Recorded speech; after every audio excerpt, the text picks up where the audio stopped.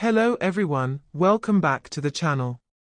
In the previous video, we learned how to create a Zoho Inventory account and complete the organization setup.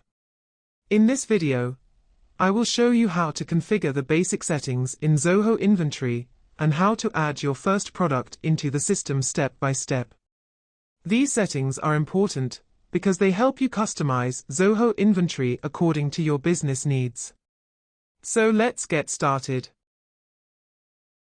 After logging into Zoho Inventory, you will land on the dashboard. The dashboard gives you a quick overview of your inventory activities, sales updates, and other important information related to your organization. Now let's quickly understand the different sections of this interface. On the left side, you will see the main navigation menu. Home. The Home section is the main dashboard where you can see important summaries like top-selling items, recent activities, and pending actions. Items. The Items section is where you manage all your products. From here you can create new items, edit existing items, and manage product details. Inventory.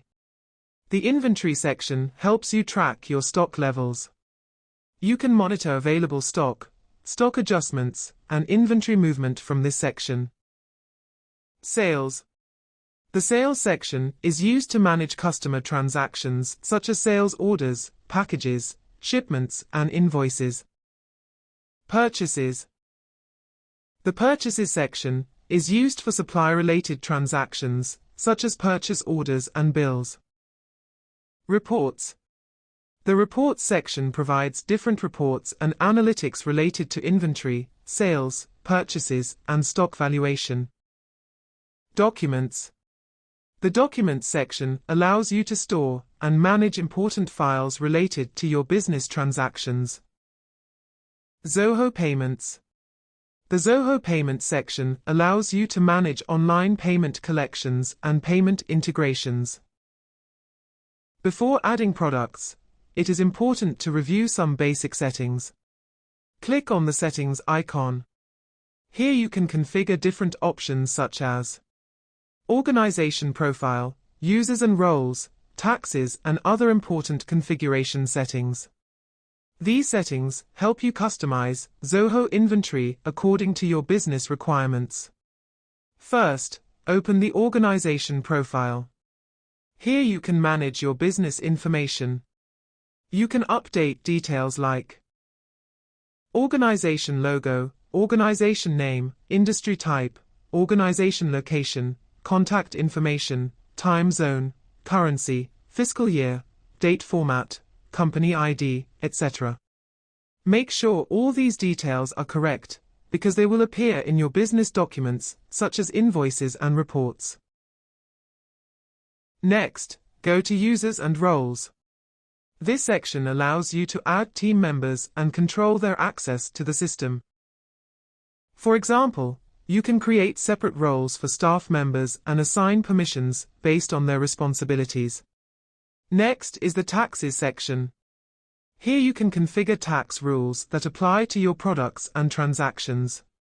Depending on your region, you can set up the required tax structure for your business. Once configured, Zoho Inventory will automatically apply taxes when creating transactions.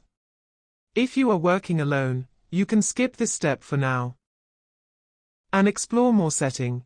If you face any issue to understand, please comments. Now that the basic settings are configured, let's add our first product into the system. On the left sidebar, click on Items. This section is where all your products are stored and managed. Now click on New Item. This will open the product creation form. Here you need to fill in the product details. First, enter the item name. The item name is the name of the product you want to manage in your inventory. For example, I entered wireless Bluetooth headphones. Next, select the type. Here you will see two options. Goods.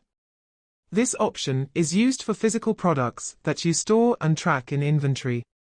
Service. This option is used for services that do not require inventory tracking. Since we are adding a physical product, we will select Goods. Next is the brand field. Here you can select an existing brand from the list. For example, I will select Sony. If the brand you want is not available in the list, you can easily create a new one. Next is the manufacturer field. Here you can select an existing manufacturer from the list. For example, I will select Sony Electronics. If the manufacturer you want is not available in the list, you can easily create a new one by following the same steps we used while creating the brand. This helps identify the company that produces the product. On the right side, you can upload product images. You can upload front view image. Example, the front photo of the product. Rear view image. Example, the back side of the product. You can also add multiple additional images by dragging and dropping them in the image box. Images help in visually identifying the product inside the inventory system. Next, choose the item type. You will see two options. Single item. This option is used when the product has only one version. Example: wireless mouse. Contains variants. This option is used when the product has multiple variations like size or color. Example: T-shirt with different sizes like small, medium, large. For this example, we will choose single item.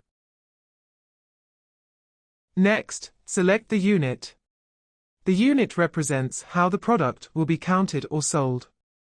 Examples include pieces, boxes, kilograms, liters, etc. For this example, we will select pieces. Next is the SKU, stock keeping unit. SKU is a unique code used to identify the product in your inventory. For example, WH1000XM5. Using SKUs helps businesses track products easily. Next is UPC, Universal Product Code. This is a barcode number used globally to identify products. If your product does not have a UPC, you can leave this field blank. Next is MPN, Manufacturer Part Number. This is a code provided by the manufacturer. This helps identify the exact product model. Next is EAN, European Article Number. It is another barcode standard used internationally. If your product does not have an EAN code, you can skip this field. The ISBN field is mainly used for books. If you are selling books, you can enter the book's ISBN number here. Otherwise, this field can be left blank.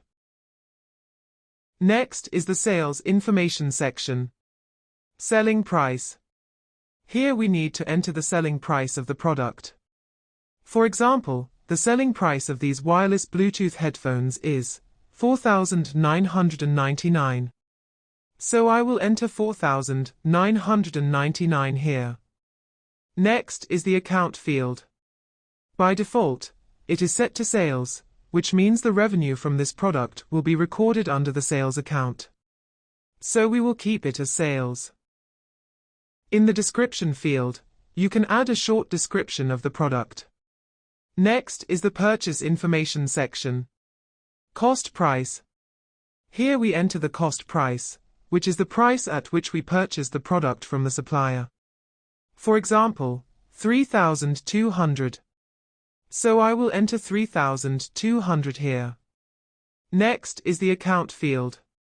It is set to cost of goods sold, which is used to track the cost associated with the product. We will keep this option as it is. In the description field, you can write a short note about the purchase. Next is the inventory account. This is the account where the inventory value will be recorded. Select Inventory Asset. Next is the inventory valuation method. This determines how inventory value is calculated. Common methods include FIFO, first in first out, and weighted average costing. For this example, we will select FIFO. Next is the reorder point. This helps you set a minimum stock level. For example, if stock goes below 10 units, you will need to reorder.